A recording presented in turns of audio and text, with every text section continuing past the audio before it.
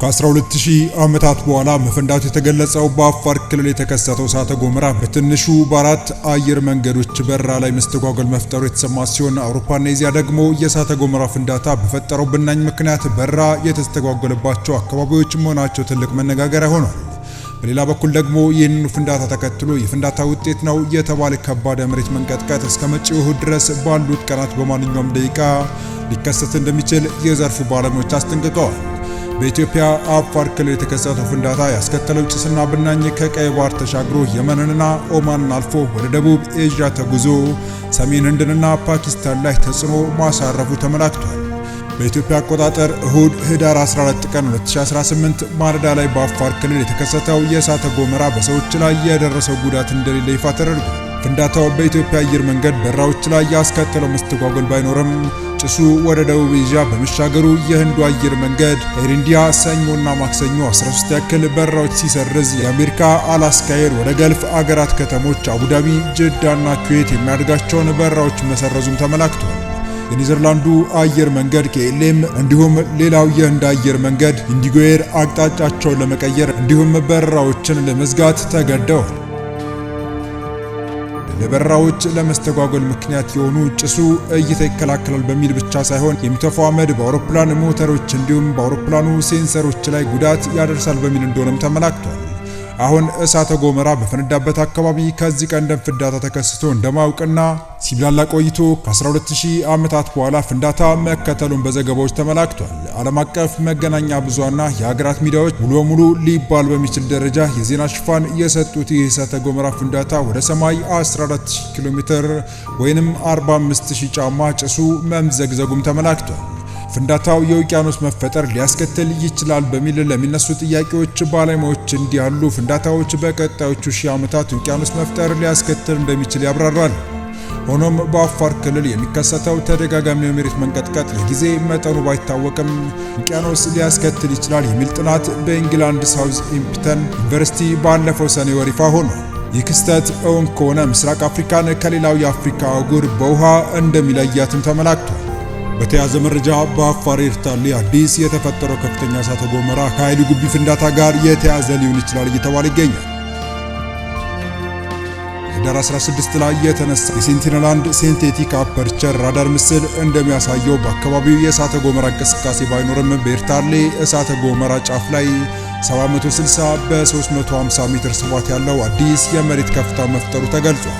ይህ ክስተት በህዳር 16 በኃይሊ ጉቢ ከተከሰተው ኃይለኛ ፍንዳታ ጋር የተያዘ ሊሆን ይችላል መባሉ ተዘግቧል። በዚህም ሁለት ጎረቤት የእሳተ ገሞራ ስራቶች ከመሬት በታች የሚቀልጥ አለት ማጠራቀሚያ እንደሚጋሩና ውስጣዊ የእርስ በርስ ግፊት እንዳላቸው ያመለክታል ተብሏል።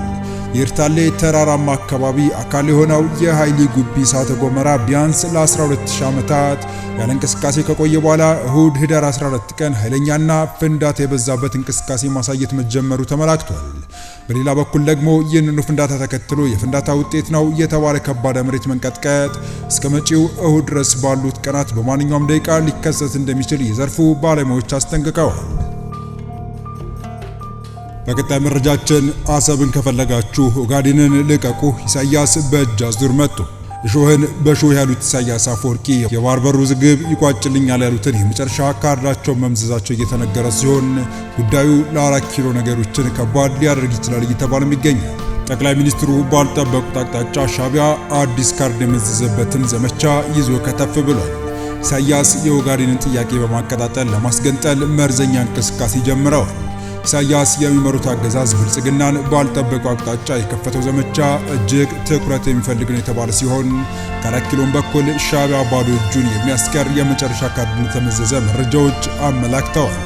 አስመራና አዲስ አበባ አደገኛ ካርድ መዘዋል። የመጀመሪያን ጥይት ግን ማን እንደሚተኩስ አልታወቀም። አብይ ቀድመው ወደ አስመራ የተኩስ ሲሆን ወይስ ኢሳያስ ሳይቀደሙ ቀድመው ሊተኩስ ይችላሉ? የበርካቶች ጥያቄ ነው። ጥያቄው ሁለቱ ሀገራት ወደ ጦርነት ሊገቡ ይችላሉ ወይ የሚለው ሳይሆን ማን ሊጀምረው ይችላል ወደሚለው ተሸጋግሯልም እየተባለ ይገኛል። ከኮረጆ የተመዘዘው የአሰብ ካርድ ያለ ደም ሊሳካ አይችልም ወደሚል ድምዳሜ አድጓል የሚሉ ወታደራዊና ፖለቲካዊ ተንታኞች ነገሮች ወደማይመለሱበት ደረጃ እየተሸጋገሩ መሆናቸው እየተናገሩ ናቸው።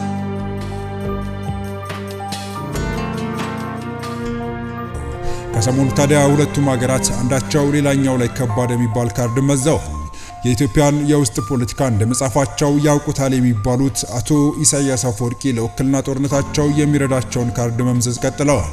አሁን ደግሞ ፊታቸውን ወደ ምስራቃዊ ኢትዮጵያ በማዞር የኦጋዴንን ተገንጣይ ጥያቄ ለማቀጣጠል እየሰሩ ነው። ከቀናት በፊትም የማስታወቂያ ሚኒስትሩ አቶ የማነ ገብረ መስቀል በኤክስ ገጻቸው እንዲህ የሚል ጽሑፍ አስፍረው ነበር። ኢትዮጵያ የአፋርን ሕዝብ ማንነት በመጥቀስ በኤርትራ ሉዓላዊ የባህር ዳርቻ ላይም የተፈጥሮ መብት አለኝ በማለት ትፈልጋለች። የሁለቱ ሀገራት ሕዝቦች ዝምድና የባህር በር ለመቆጣጠር በማስረጃነት ቢወስድ ኖሮ ኦጋዴንን ወደ ሶማሌ ሊጠቀልል ይችላል ያሉት የማነ ይህንን መርዘኛና ከፋፋይ መልእክት በኤክስ ገጻቸው ካሰራጩ በኋላ እንደ ኤርትራ ፕሬስና ተስፋ ኒውስ ሚዲያ ያሉ የሻዕቢያ ፕሮፓጋንዳ ልሳናት ኦጋዴን የሶማሊያ ግዛት ነው፣ የሐሰን ሼክ መንግስትም ሆነ የኦጋዴን ዜጎች ጥያቄ ማንሳት አለባቸው የሚል አደገኛ መልእክቶችን በስፋት እያሰራጩ ነው። ይህ በእንዲህ እንዳለ በኢትዮጵያን በኩል የአስመራው አገዛዝ ላይ ዘመቻ ተከፍቶበታል። ከ20 ዓመት በፊት ከፍተኛ ደም መፋሰስ የተመዘገበበት የኢትዮ ኤርትራ ጦርነት እንዲያበቃና በኢትዮጵያና በኤርትራ መካከል ዘላቂ ሰላም ለማምጣት ታስቦ ታኅሳስ 3 ቀን 1998 ዓ.ም በአልጄሪያ ዋና ከተማ አልጀርስ የተፈረመው የሰላም ስምምነት እንዲሰረዝ የሚጠይቅ ዘመቻ በኢትዮጵያ ውስጥ እየተንቀሳቀሰ መሆኑን ሆርን ፍሪኩዌንሲ ዘግቧል። ስምምነት በቀድሞ የኢትዮጵያ ጠቅላይ ሚኒስትር መለስ ዜናዊና በኤርትራው ፕሬዝዳንት ኢሳያስ አፈወርቂ የድንበር ጦርነት ለማስቆም የተደረገ ነበር። ይሁን እንጂ ስምምነቱ ተግባራዊ ባለመሆኑ በተለይም በድንበር ጉዳይ ላይ በነበረው አለመግባባት ሳቢያ ውሉ አሁን ላይ የሁለቱን ሀገራት ጥቅም በሚያሳካ መልኩ እየሰራ አይደለም የሚል አስተያየት እየሰፋ መጥቷል። ኢትዮጵያ የባህር በር ጥያቄ ካነሳችበት ጊዜ ወዲህ በሁለቱ ሀገራት መካከል የቃላት ምልልስ መጠናከሩን ተከትሎ ኢትዮጵያ ስምምነቱን ሰርዛና የቀይ ባህርን ጉዳይ ያካተተ ድርድር ልታደርግ ይገባል የሚል ዘመቻ እየተስፋፋ መምጣቱም ያገኘነው መረጃ ያመለክታል። በመጨረሻም በጊኒ ቢሳው ብሔራዊ ምርጫ በተካሄደ በሶስተኛው ቀን መፈንቅለ መንግስት እየተካሄደ ነው። ምርጫውን አሸንፊያለሁ ሲሉ ያወጁት የሀገሪቱ ፕሬዝዳንት ኡማሮ ሲሶኮ ኢምባሎ መፈንቅለ መንግስቱን በሚመራው ወታደራዊ ኃይል መታሰራቸውን አረጋግጠውልኛል ሲል አፍሪካን ሪፖርት ዘግቧል። የመፈንቅለ መንግስት እንቅስቃሴ አለ የሚለው ስጋት ከትላንት ጀምሮ አልጀዚራና ፍራንስ 24ን ጨምሮ በተለያዩ ዓለም አቀፍ ሚዲያዎች ሲዘገብ የነበረ ሲሆን ከሰዓታት በፊት ደግሞ አፍሪካን ሪፖርትና ፍራንስ 24 ይዘውት በወጡት ዘገባ በሀገሪቱ ፕሬዝዳንት መኖሪያ ቤተ መንግስት ውስጥ ከባድ የተኩስ ልውውጥ መደረጉን የሚያመለክት የተኩስ ድምጽ መሰማቱን አረጋግጠዋል። አፍሪካን ሪፖርት በዚህ ዘገባው ከ3 ቀናት በፊት የተካሄደው ምርጫ 65 በመቶ የህዝብ ድምጽ በማግኘት በድጋሚ አሸንፊያለሁ ሲሉ ያወጁት ፕሬዝዳንት ኡማሮ ሲሶኮ ኢምባሎ በመፈንቅለ መንግስት አድራጊ የሰራዊቱ አባላት በቤታቸው ውስጥ የቁም እስረኛ መሆናቸውን አረጋግጧል ብለዋል።